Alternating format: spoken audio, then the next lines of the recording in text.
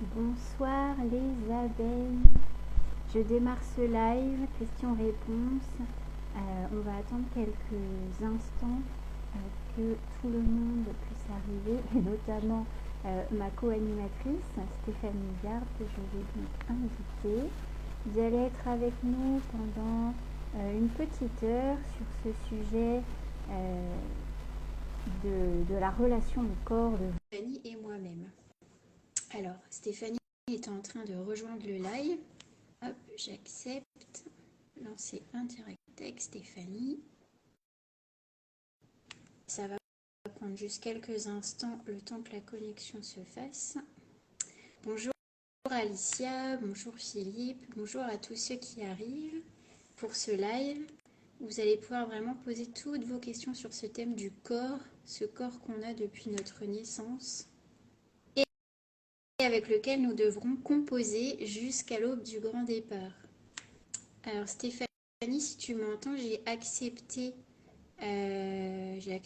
normalement que tu puisses rejoindre le live pour être en binôme avec moi. Je sais que ça peut prendre quelques instants comme on a vu ce matin. Alors, est-ce que tu peux me dire Stéphanie dans le chat? Ah, Stéphanie ne peut pas vous rejoindre. J'espère que tu es avec ton téléphone Stéphanie parce que sinon ça ne marche pas. Hop, je revalide ton entrée. Donc en attendant, pour ceux qui se connectent... Ah, ça y est, super. Ça prend toujours un peu de temps. Hello, hello. Et oui, je suis bien avec mon téléphone parce qu'effectivement, ça ne fonctionne pas sur l'ordinateur. J'avais la lumière est hyper... C'est vraiment super gros plan. Ah oui, mais c'est pas grave. On voit pas notre justement, corps, on voit juste la tu vois, ça met le rapport à notre corps et donc à notre image aussi. On va pouvoir parler de... bienvenue. Alors, je suis ravie d'animer cette soirée avec Stéphanie.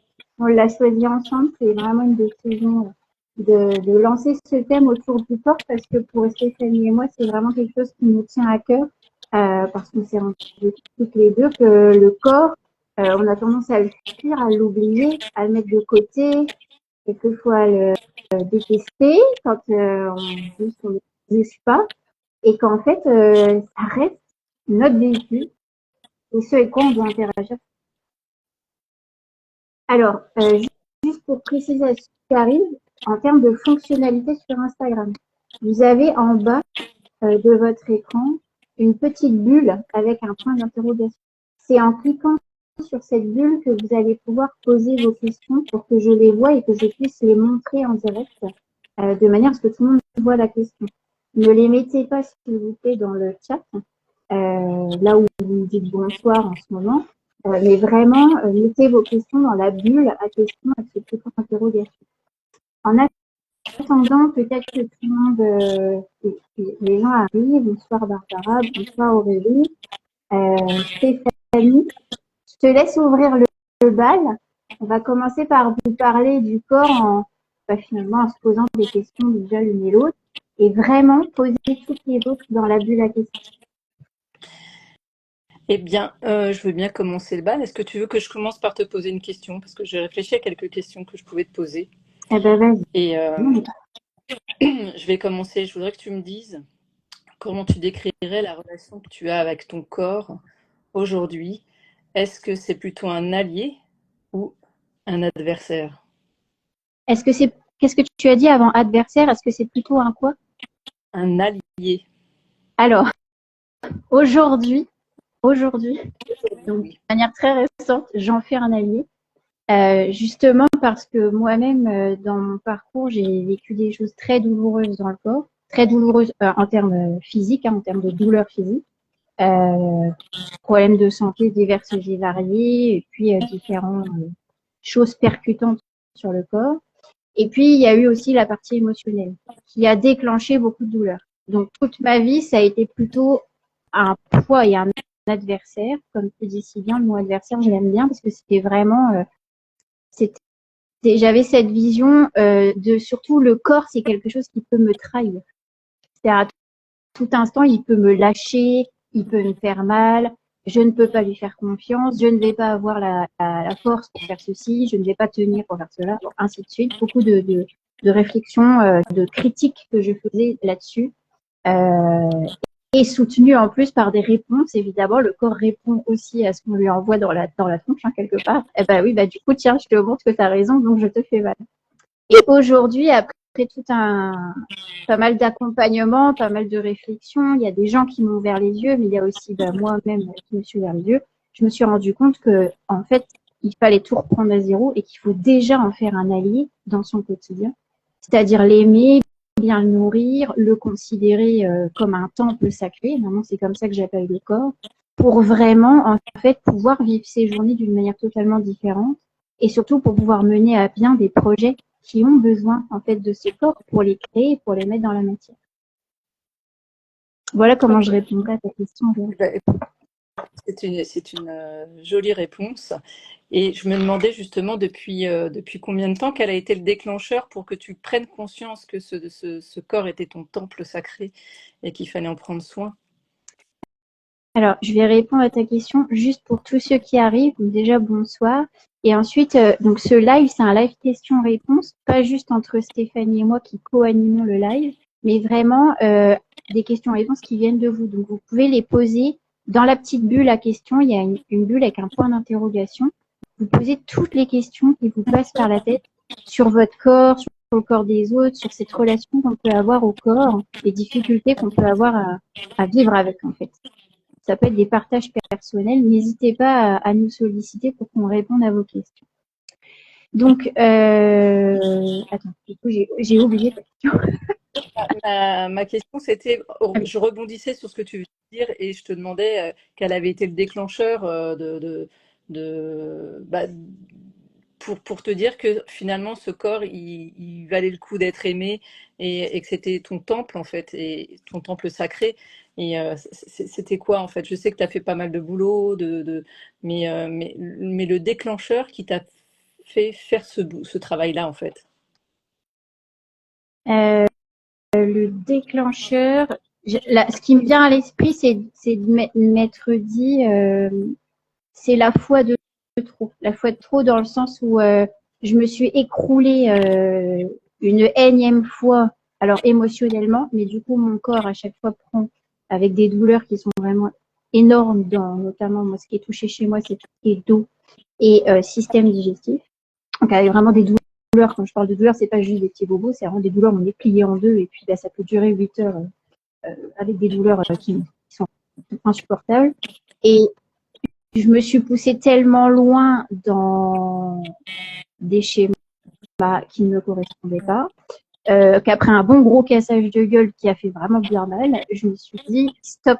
En fait, j'ai fait un gros stop dans ma vie sur plein de trucs et je me suis dit c'est quoi le point de départ pour récupérer ma santé physique et mentale. Et je me suis dit, ben en fait, c'est mon corps. Parce que mon mental, quelque part, mon mental, je peux pas le guérir avec mon mental. Puisqu'en fait, on est toujours en train de turbiner sur des pensées, on essaye de résoudre ses problèmes avec son mental, et ça n'empêche pas le stress d'être dans le corps. Donc, ce que j'ai essayé de faire, c'est de me dire, je squeeze mon mental. Comment je peux faire? Il faut que je bouge, en fait. Il faut que je mette ce corps en action en lui faisant faire des bonnes choses pour lui. Et du coup, ça m'évite de penser. Et je me suis mise à m'occuper de mon corps d'une manière complètement nouvelle et différente. Et ça a tout changé. Ok. Est-ce que tu vois si on a des questions? Parce que moi, je ne les Alors, vois pas, en fait. pour l'instant, il n'y a pas de questions. Elle a vu la question. Tous ceux qui arrivent, bonsoir Lucille, bonsoir Céline, bonsoir Caroline, Mélina. Ah, mais c'est chouette qu'il y ait les abeilles, c'est ça. Les abeilles, ce live, il est vraiment pour vous. Pour l'instant, on se pose des questions avec Stéphanie aussi pour vous partager ce qu'on vit dans notre corps à titre d'exemple, en fait.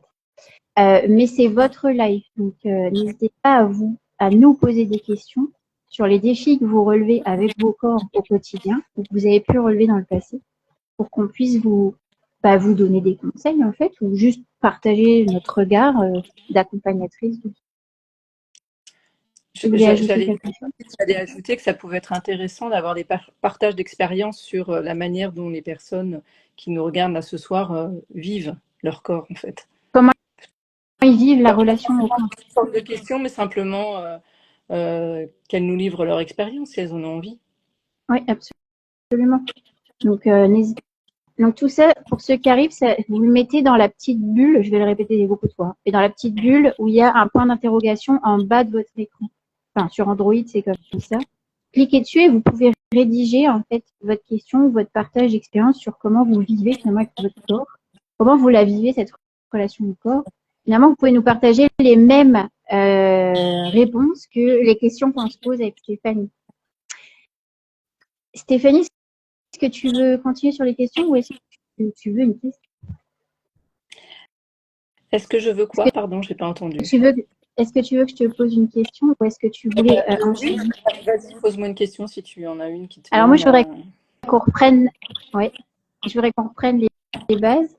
Pour toi, c'est Ouais. quoi le corps? Eh bien, tu l'as dit, c'est le véhicule, c'est notre véhicule, c'est avec lui qu'on arrive à un moment donné sur Terre. C'est lui qui nous permet de marcher, d'avancer, c'est lui qui nous permet de donner naissance, c'est lui qui nous permet de nous nourrir, à la fois intellectuellement par la vision, par l'ouïe et physiquement par l'alimentation. Tu l'as dit en fait, c'est notre temple et c'est notre incarnation en fait. C'est la maison de notre âme, si je peux le dire comme ça. Ah, c'est joli ça. Mais c'est ça en plus. C'est Écoute, la maison physique de notre âme. Ouais. Attends, alors moi je vois. Il y a une question, donc je me permets de la poser. Alors, toute personne qui regarde verra ceci. Quand est-ce que tu vois la question s'afficher? Non.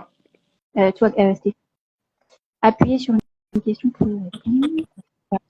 Hop. Ça marche pas.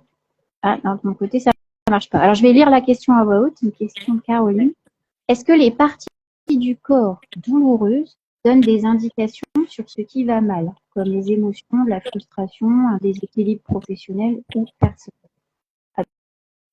Alors, je veux bien répondre. Oui, moi je dirais qu'il y a des indications, tout simplement parce que déjà selon les cultures, que ce soit la culture asiatique ou même dans des outils comme le design humain, chaque endroit du corps est relié à une fonction notamment biologique, mais aussi émotionnelle. Donc je dirais que quand on a mal quelque part, il y a toujours un lien. Par exemple, on parle en médecine chinoise du foie qui est vraiment le siège de la colère, ou alors des reins qui sont le siège de la tristesse, ou de la peur plutôt, et les poumons qui sont le siège de la tristesse. Voilà, je pense que déjà, ça peut donner des indications. Après, il y a des auteurs qui ont travaillé sur le décodage biologique des maladies et qui, notamment Jacques Martel, et puis je ne sais plus, il y en a un autre, je pourrais donner les indications sous le live si besoin. Mais il y a des auteurs qui ont beaucoup travaillé sur le décodage biologique et c'est super intéressant de voir qu'effectivement, mais même ne serait-ce qu'un pouce qui se fracture, ça peut avoir un signe de quelque chose. Par exemple, on sait que le côté gauche, c'est plutôt féminin, le côté droit, c'est plutôt masculin.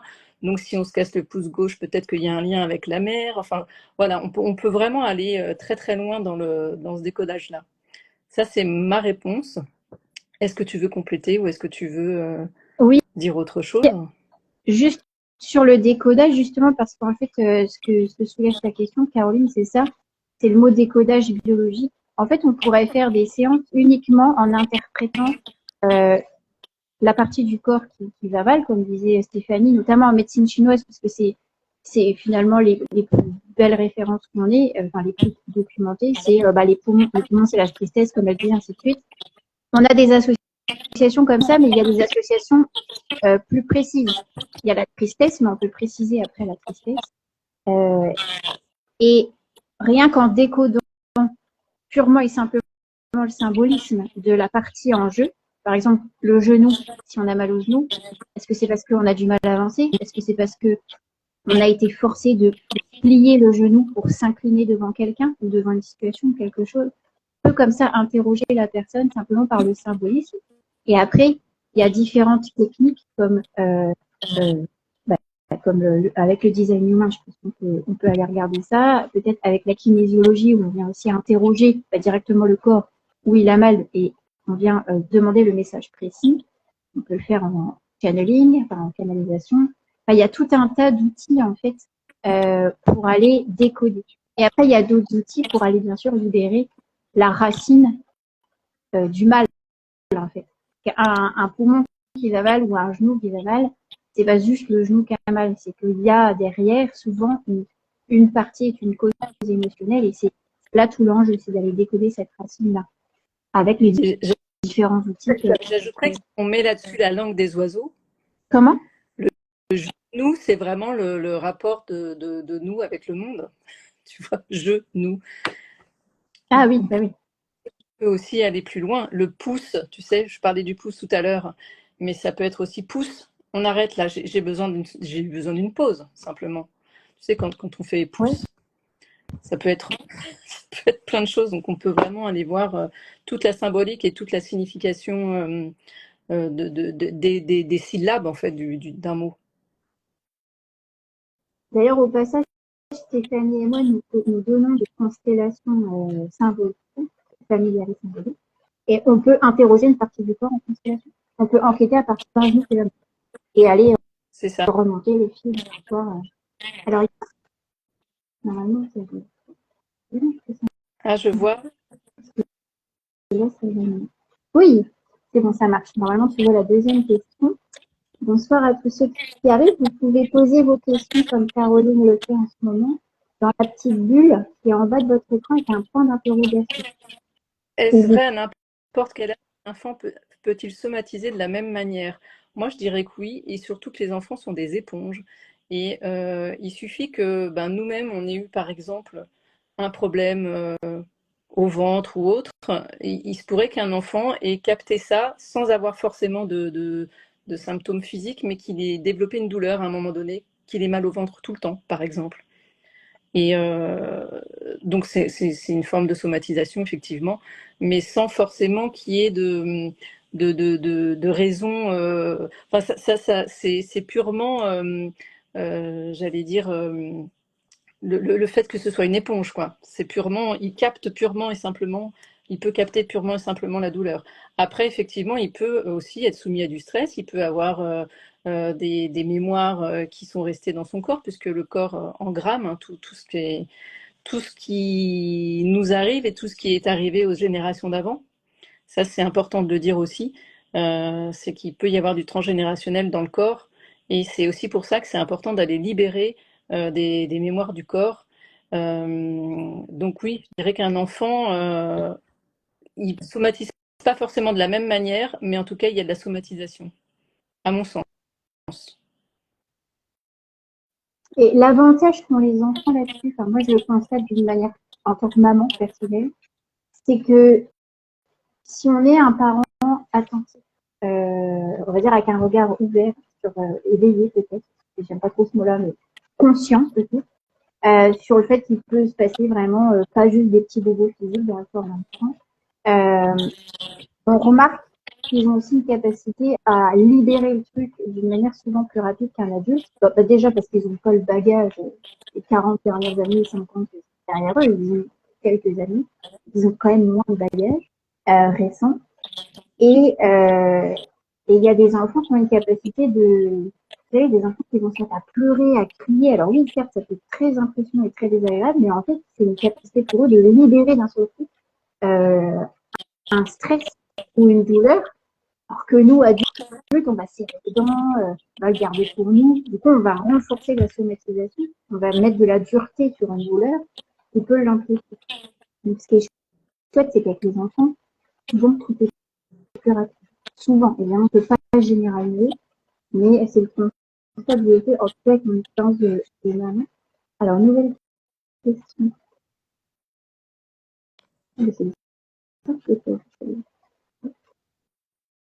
Je me lance. Alors, nouvelle question, Caroline. Je me lance. Le mal aux jambes peut-il venir d'autres... Tu m'entends? Oui, je ne vois juste pas la question. Ah, en fait. d'accord. Alors, Je te laisse la lire, vas-y, et je te laisse y répondre. Je me lance. Le mal aux jambes peut-il venir d'autre chose que la croissance? J'imagine que ta question, Karine, doit concerner des enfants. C'est souvent cette période qu'on a en croissance, ou adolescence. Bah, en fait, alors, je sais pas si j'ai pris les questions dans l'ordre, du coup. Et par rapport à ce que Stéphanie et moi, on vient de répondre, évidemment, attention, on n'est pas médecin, on ne remplace pas un diagnostic médical. Une douleur demande un diagnostic médical. On est bien d'accord, on n'est pas du tout en train de réfléchir sur les choses ce soir. Mais en plus d'un diagnostic médical qui va prendre en compte le coach physique et apporter une réponse physique, il peut y avoir une cause émotionnelle derrière. Donc, c'est la cause émotionnelle qui va, dans les enquêtes, par exemple en kinésiologie, en population scientifique, on va remonter à ça pour aller regarder pourquoi il y a une émotion particulière dans un vécu particulier qui s'est mis quelque part, qui est engrammé, comme disait Stéphanie, dans la jambe, dans les jambes. Pourquoi? Alors, si c'est un problème de croissance, pourquoi l'enfant ne veut pas grandir? Il pourrait y avoir ce genre de questionnement si on prolonge juste symboliquement le problème de croissance. Pourquoi je ne veux pas prendre de la hauteur? Mais je pense que de la même manière que tu disais tout à l'heure, il faut absolument un diagnostic médical, et on n'est vraiment pas là du tout pour remplacer les médecins, ça c'est important de le dire. On peut en tout cas faire des enquêtes. Et c'est là le but justement de tout ce qu'on peut faire en constellation, en psychogénéalogie. On peut faire ça aussi, une enquête simplement avec un pendule et des questions, hein, ou en kinésio, tu interroges le corps aussi pour savoir. Ça peut se faire aussi sur un enfant. On peut tout à fait aller faire des enquêtes, et ça va être important de le faire justement parce que les enfants n'ont pas forcément... alors, soit ils ont identifié vraiment où était leur douleur, etc., soit ils savent pas vraiment l'expliquer, donc ça va être pas mal de les aider aussi sur ce plan-là. Oui, parce qu'avec la constellation, par exemple, on peut faire verbaliser des choses qu'un enfant n'arrive pas à verbaliser avec des mots, en fait. Et nous, l'adulte praticien, ou d'ailleurs le parent, parce que le parent à la séance, va pouvoir mettre des mots. Alors, et je regarde parce qu'en même temps, il y a une discussion dans le chat. Alors, Caroline qui a posé des questions, nous a remercié pour les réponses, mais elle dit c'est bête, mais je n'avais pas pensé à ce refus grandeur. Attention, je ne pose pas, c'était une proposition d'interprétation. Voilà, je ne me suis pas branchée sur ton truc, tout à fait. Voilà.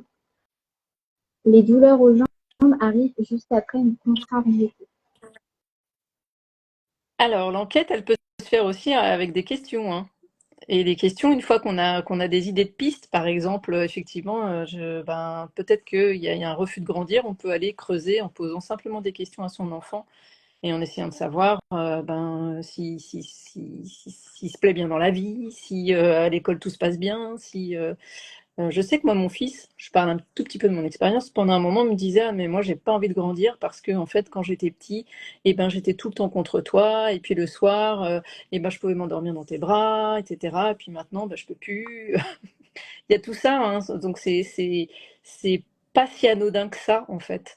Parce qu'effectivement, si on le prend pas, si on le reçoit pas, nous, ça peut donner lieu à des symptômes. L'enfant se sent pas compris, pas écouté, et ça peut effectivement donner des... Alors après, j'irai pas jusqu'à dire que ça peut donner des douleurs aux jambes, mais en tout cas des petites somatisations, c'est possible.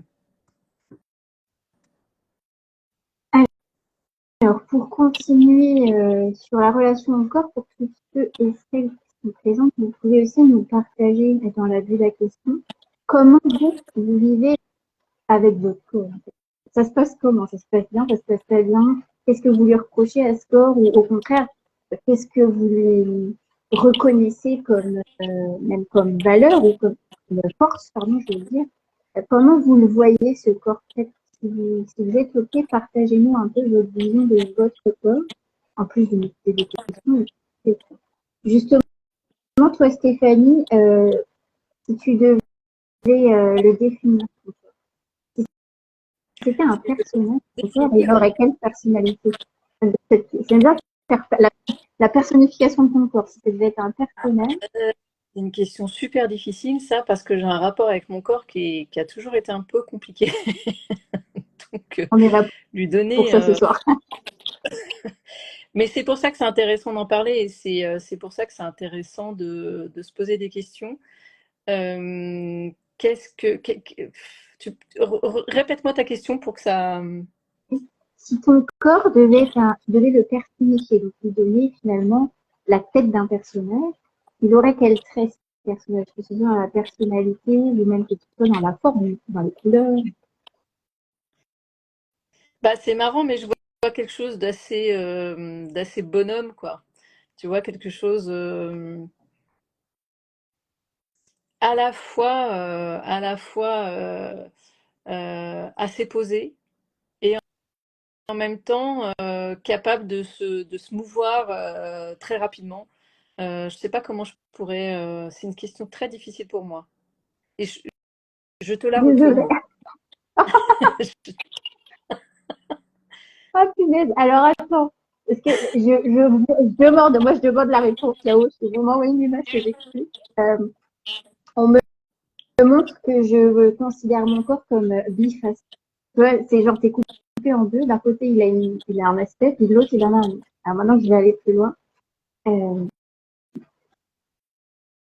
En fait, c'est comme si je voyais mon corps à la fois très vide d'un côté, très vidé de son énergie, donc blanc, soit blanc presque un peu fantomatique.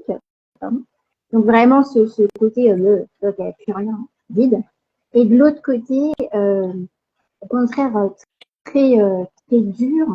Et dans cette dureté réside comme une grande force. Mais les deux, à l'heure d'aujourd'hui, je travaille moi, sur la réconciliation au corps, je les informe sur les moyens tous les jours. L'idée, c'est de faire qu'une seule couleur, si possible un peu de rose partout, ça m'irait bien. Pour en fait faire un mélange entre ce côté fatigué, mais peut-être un peu plus doux quand même avec les gènes, et ce côté très dur qui s'impose des choses, mais qui aussi a la force de le faire.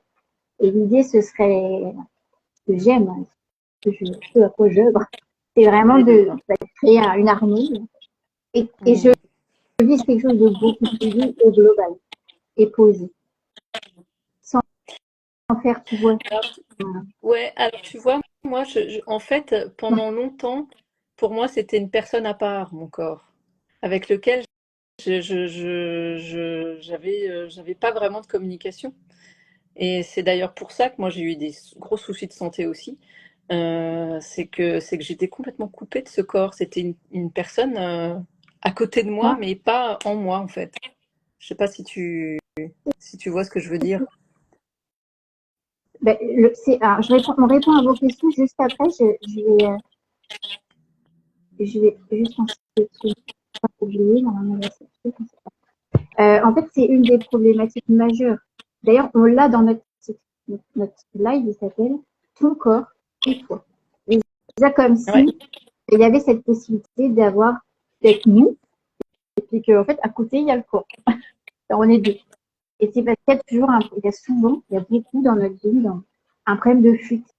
Ben, en fait, comme on n'est pas bien dedans, comme on n'est pas fait confort, pour X raisons, dans des maladies, un aspect physique qui ne nous plaît pas, que sais-je, ben, finalement, le fuir, euh, c'est une solution de repli temporaire pour arriver à continuer à avancer dans la vie.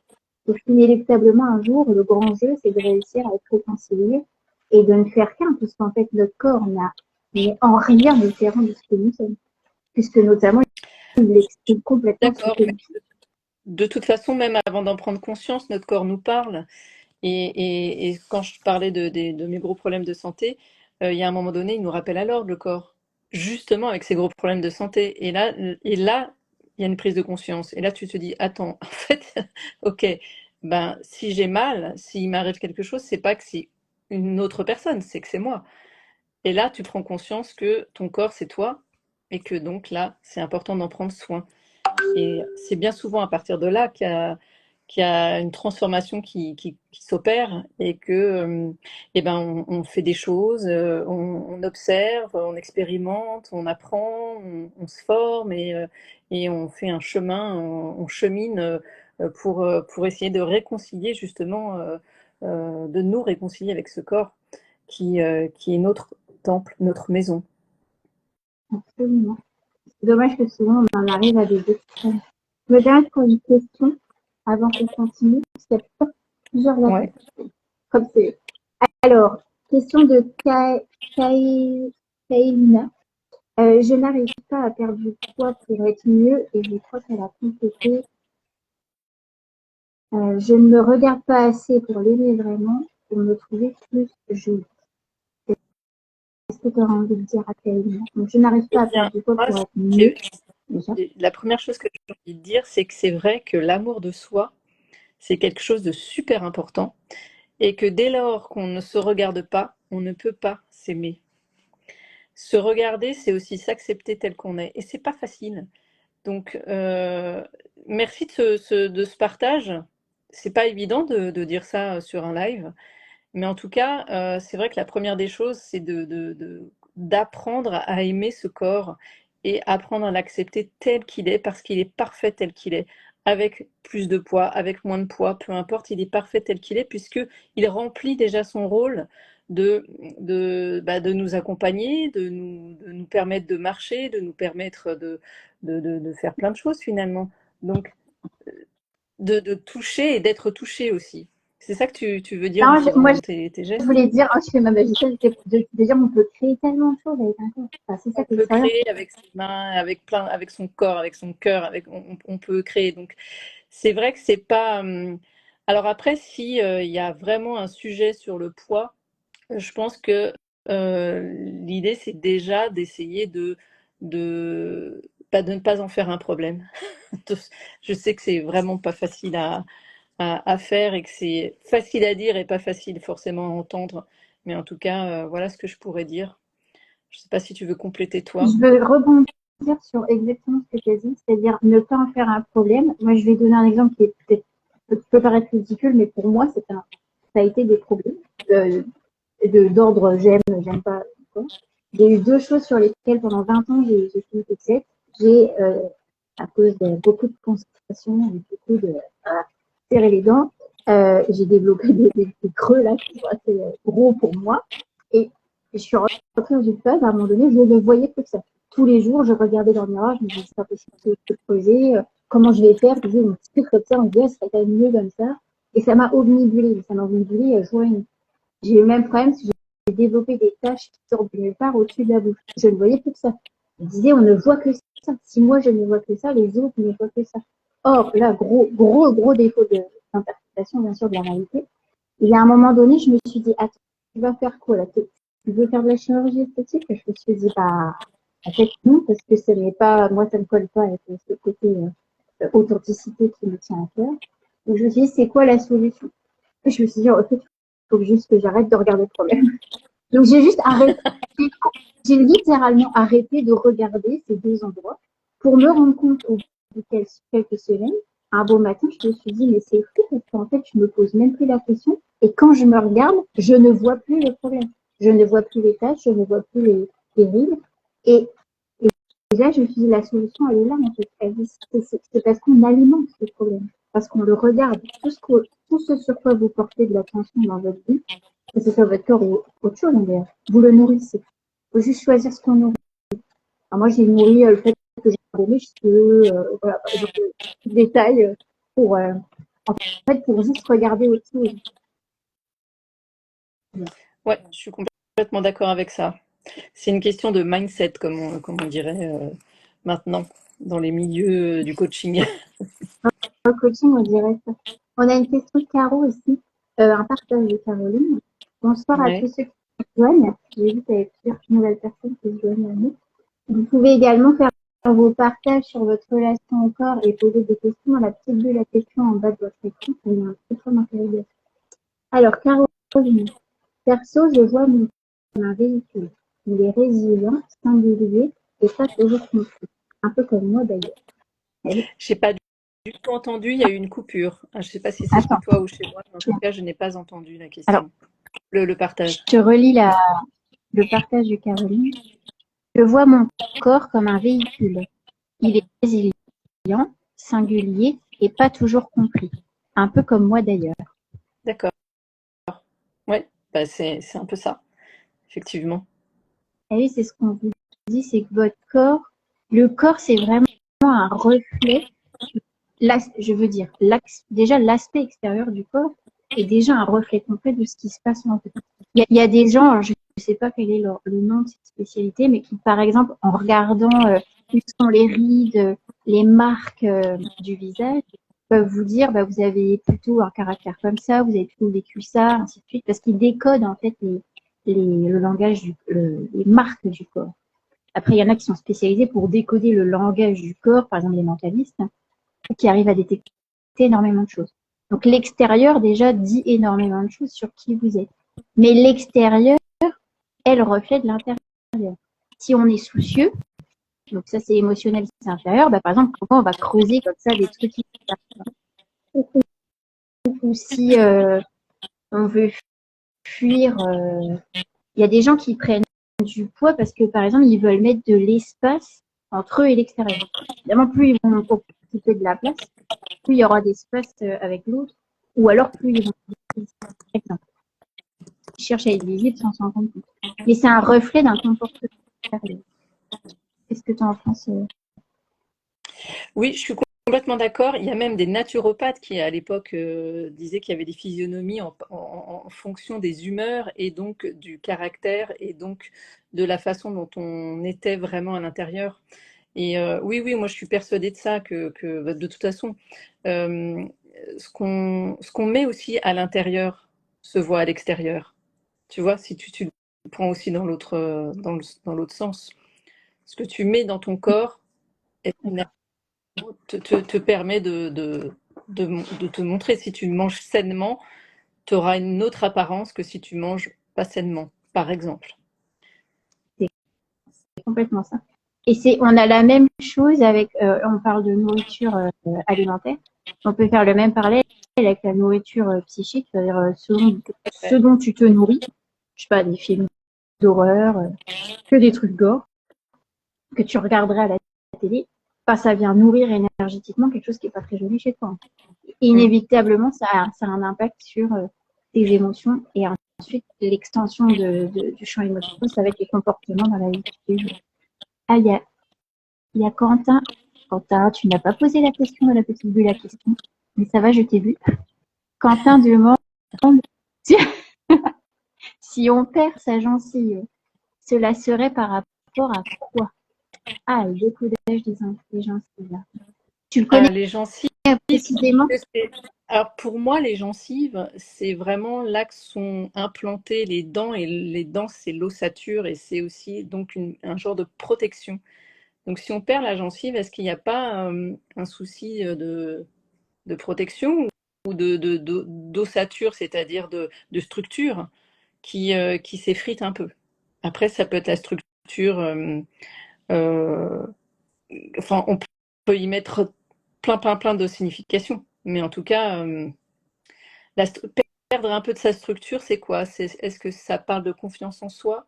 Est-ce que ça parle d'autre chose? Il faudrait qu'on... Ah, je perds mes gencives en ce moment et elles risquent de sauter prochainement. Bah, va voir un dentiste.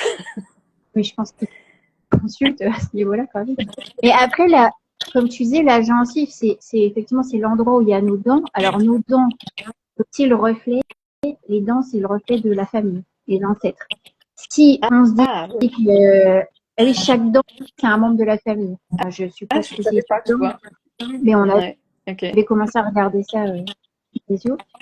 Et du coup, si problème de gencive il y a, ça veut dire qu'il y a un enracinement qui est défaillant, puisque ça va commencer à perturber la tenue des dents si les gencives sont attaquées. Donc là, est-ce que ça pourrait refléter des conflits, mais beaucoup très incisifs, familiaux? Parce que si ça attaque la structure même de là où sont implantés les ancêtres, en fait, quelque part, euh, ça pourrait être une piste de recherche, c'est-à-dire la famille, comment sont vécus les conflits, quel type de conflit il y a, qui serait capable d'aller attaquer les fondements ou les fondations même pardon, de la famille. mais tu vois, c'est marrant, tu parles d'enracinement, et du coup, l'enracinement, est-ce on peut pas le relier à l'ancrage aussi? Tu vois, l'ancrage, indépendamment des ancêtres, est-ce que on peut pas travailler notre ancrage? Est-ce que c'est pas parce qu'on est un peu trop dans la tête et donc du coup pas assez dans la terre? Voilà. En fait, Ce qui me vient tu quand vois, tu dis ça, il peut y avoir plein de pistes. Il peut y avoir plein de pistes. Te connaissant, je pense que tu vas pouvoir enquêter à ta manière. bah, juste le mot qui m'est venu quand tu as dit ça, c'est quand tu as dit manque d'ancrage, c'est dévitalisation. C'est-à-dire perdre, au sens, tu vois, perdre de l'énergie vitale. Tellement Ouais. fort, en fait, que même ça tient plus. Hmm. Alors, je crois qu'il nous fait des précisions. Je suis déjà en consultation. J'ai fait une parodite C'est aiguë. une parodontite aiguë. Ah, il manque peut-être un C'est mot. des mâchoires justement enfin les mâchoires, les gencives qui saignent et qui s'inflamment en fait. Ah, bonne soirée, Caroline. Merci Bonne pour tes soirée. questions. Caroline, sans quoi je te vois plus. Alors, attends, si je fais ça. Zut. Ok. Alors, Il pour tous y a eu ceux qui un homme avec arrivent. ça auparavant. Ok. Ah oui, L'anxiété. d'accord. Je vois. Quelqu'un nous parle d'anxiété pour les gencives. Voilà, il peut y avoir tout un tas d'interprétations et je suis pas sûre qu'on puisse nous donner là enfin, on peut donner quelques pistes, mais on peut pas donner une réponse comme ça. Il faut déjà un même symptôme peut être interprété de manière tellement différente en fonction de Exactement. l'histoire de la personne. C'est vraiment important de parler avec la personne et d'enquêter, encore une fois, hein. La base, c'est l'enquête. Et c'est bien, Quentin, grâce à ta situation, on peut aussi donner des exemples, comment dire, de comment on peut décoder un corps, en fait. Parce que quand le corps souffre, il y a un premier décodage symbolique. C'est ce qu'on vient de faire avec Stéphanie. Et on se dit, bah tiens, là-dedans, c'est dans la gencive, donc c'est enraciné, ancrage. C'est du décollage symbolique. Et après, les enquêtes, quel que soit l'outil qu'on utilise, ah ben, ça amène à la cause. En fait. Pourquoi il y a ce truc-là qui arrive? En complément, je te rappelle toujours d'un accompagnement médical quand il s'agit de problèmes comme ça, un peu qui attaquent le corps, évidemment. Les médecins sont en charge en mieux. Nous, en fait, on est des gens comme nous, on vient un peu comme en complément et en soutien. Qu'est-ce que c'est? Et oui, cause l'anxiété, la fatigue et les événements de la vie. Et alors moi j'ai une question pour Quentin, je ne sais pas si tu pourras répondre Quentin, mais qu'est-ce que tu ressens, enfin, qu'est-ce que ça fait dans ton corps en plus des dents quand tu as de l'anxiété justement et de la fatigue? Quels sont les symptômes, ou en tout cas quels sont les signes autres que ces gencives qui peuvent t'emmener à penser ça en fait? Oui, ça peut être aussi héréditaire effectivement la parodontite. Alors, excuse-moi, je vais juste envoyer un emoji pour. Je vois pas s'il y a des gens qui posent des questions parce que mon écran ne me montre plus. Je vais voir si en Moi je mettant un vois commentaire. en Ah, fait ça dans le reste le chat, problème. je vois dans le chat des choses qui Ça s'affichent. y est, j'ai résolu le problème. Hop, je vais vérifier. Ok, c'est bon. Hop. Alors, Et s'il y en a d'autres la qui sont question, arrivés. Oui, Audrey, je peux te poser aussi la question à toi. Quelles émotions tu ressens dans ton corps quand tu es dans une période de stress ou de fatigue? Tu vois, quelles émotions ou quels symptômes? le corps qui se tétanise de partout ou des paralysies un peu. Le corps peut vraiment réagir très fortement au stress et à l'anxiété. Et alors justement, si ton corps se tétanise, il y a peut-être aussi un niveau des mâchoires, quelque chose qui se serre. Tu vois, il y a aussi ça dans les mâchoires qui se serrent. C'est vraiment un symptôme de la fatigue et de l'anxiété et du stress surtout. Et ça peut effectivement avoir. Mais oui, c'est héréditaire. Malheureusement, mes parents l'ont eu. Bon, bah, donc là, À la c'est racine. transgénérationnel. Bah, la racine au sens familial, quoi.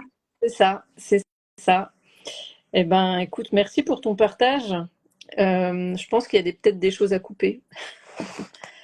Effectivement, ça reviendra pas en arrière, mais tu peux stopper, je pense. Oui, tu as les mâchoires qui se serrent. Bah ouais, je suis pas étonnée. C'est vraiment un symptôme Pour répondre, très courant, le serrage ou le serrement de mâchoire, hein. alors quand on serre les dents, en plus, c'est vraiment quand on veut tenir bon, mais souvent c'est je tiens bon, je ne dirai rien. Il y a ce côté un peu euh, torture, mais je ne dirai Alors, il y rien. a des exercices qu'on peut faire. Il y a Kailina qui dit le kiné, ça aide pour détendre, mais il y a aussi des petits exercices qu'on peut faire. Mais il y a aussi pas mal on, on peut aussi beaucoup discuter, en fait. Essayer aussi de savoir d'où ça vient, plutôt que de traiter simplement la cause, enfin comment dire, le symptôme. Essayer de remonter à la cause. Ça, c'est pas mal. C'est ce que tu disais tout à l'heure, en fait, de trouver la cause. Mais dans un cas qui attaque les dents, qui sont vraiment enfin, les racines, il y a ce côté vraiment, on est en train de remonter chez une histoire Mm. par la racine, par les racines. Et pour répondre, alors je réponds maintenant à ta question. Comment je somatise le stress, en fait, c'était ça, en gros, la question. C'était qu'est-ce que tu ressens dans ton corps en fait? À quel endroit, quelle forme ça a quand tu as du stress? Alors moi, si j'ai du... Alors c'est multifactoriel. Il va y avoir, ben, on parlait de mâchoire. Moi, j'ai un problème de bruxisme. Donc déjà la nuit, je serre. S'il y a trop de stress, et ça déclenche des douleurs là. Donc par extension, il y a les cervicales qui sont atteintes.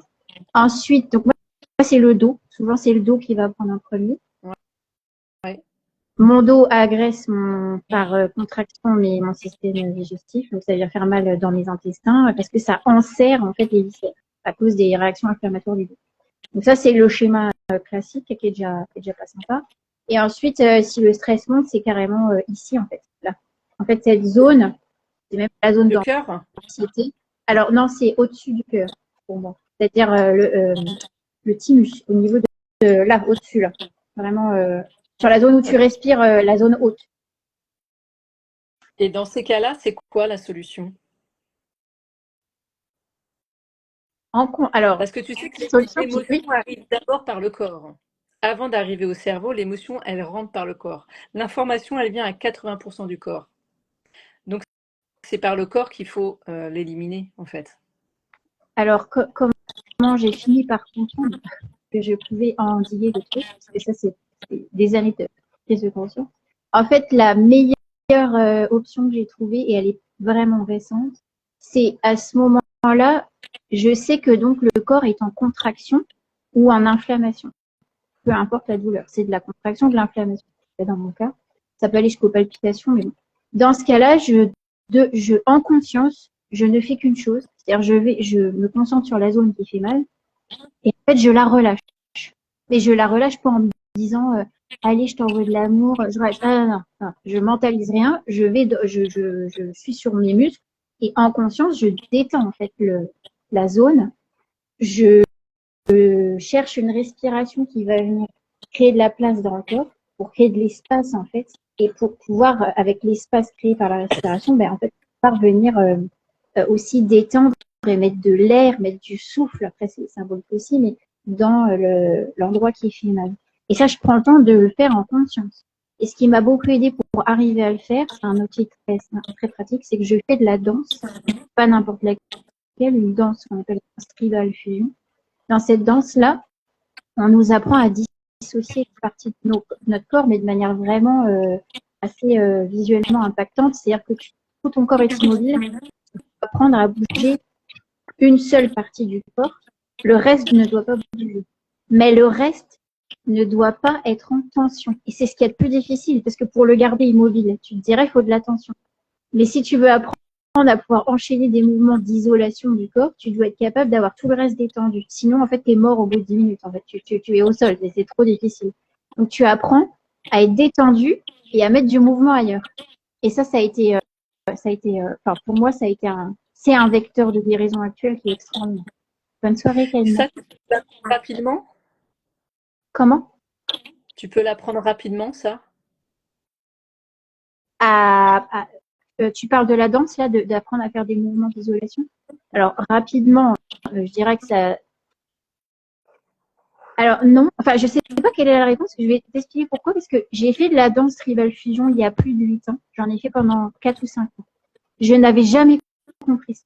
Je n'avais jamais compris. Je finissais tous les cours, j'avais mal partout. J'avais jamais compris qu'il fallait que je relâche en même temps que une partie du corps était en mouvement.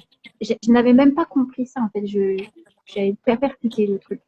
Et récemment, donc j'ai repris les cours cette année et j'avais à nouveau mal et je me suis dit c'est pas possible. Je regardais la pro, je regardais les autres, je me suis dit il y a un truc que je comprends pas. En fait, j'ai pas percuté.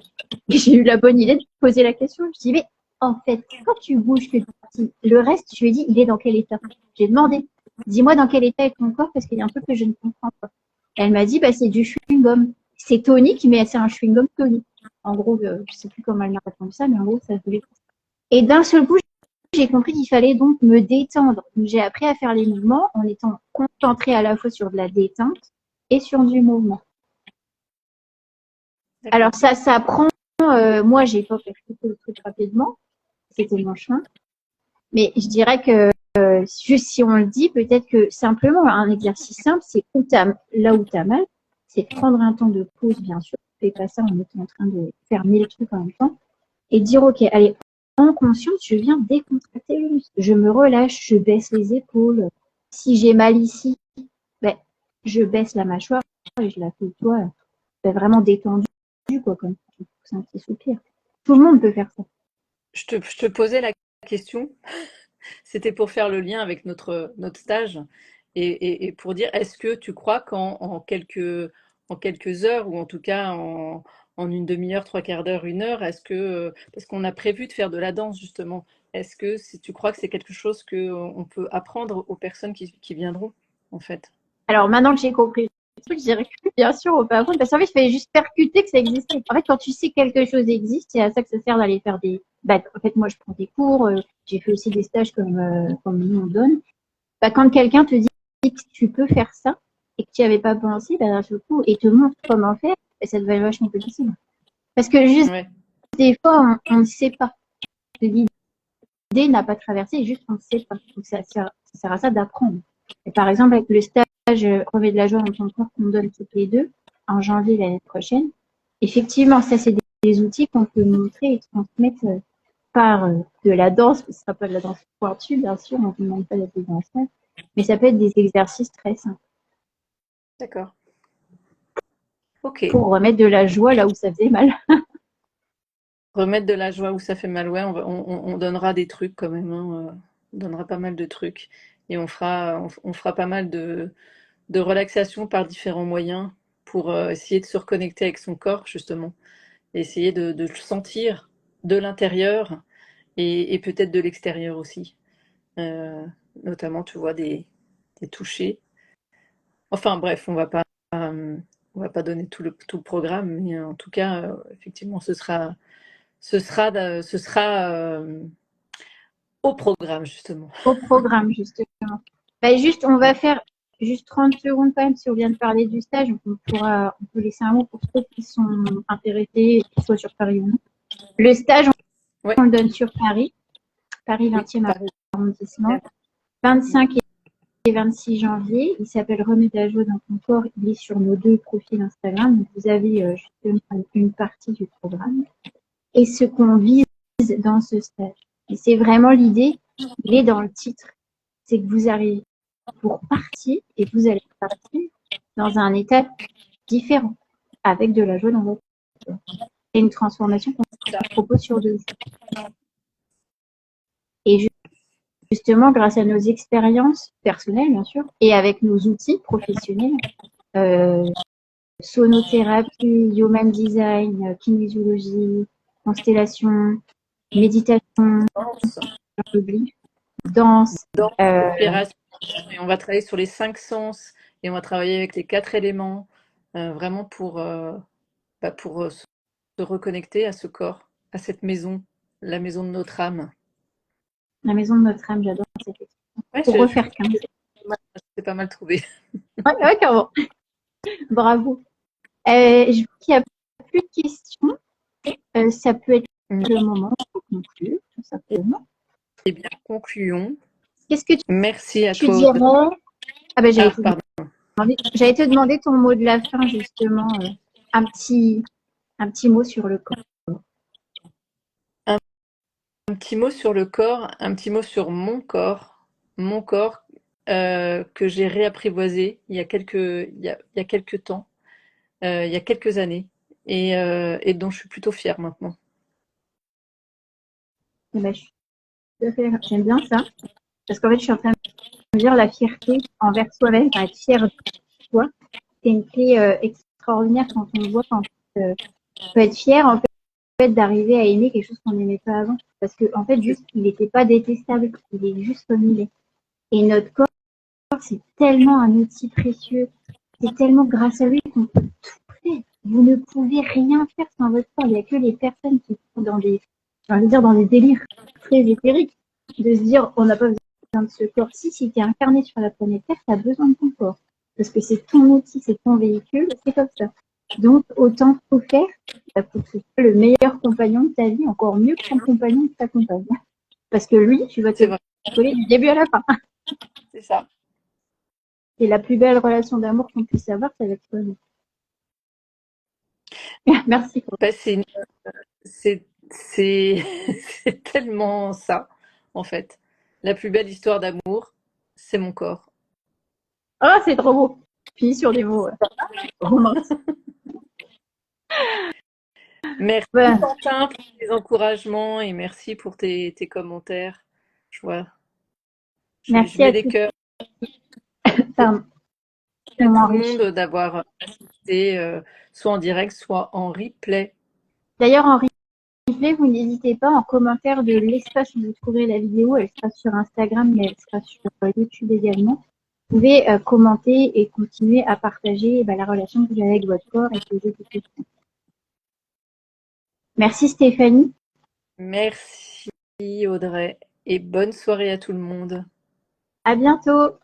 À bientôt, ciao.